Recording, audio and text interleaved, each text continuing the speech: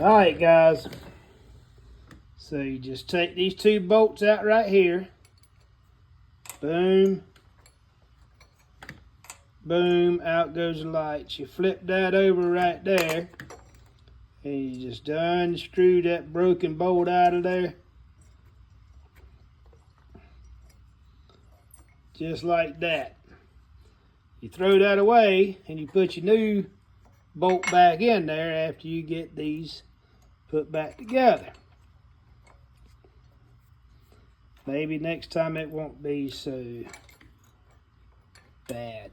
But anyway, there you go. Band's broke right here. Okay, get your new band there, and you definitely need a new blade.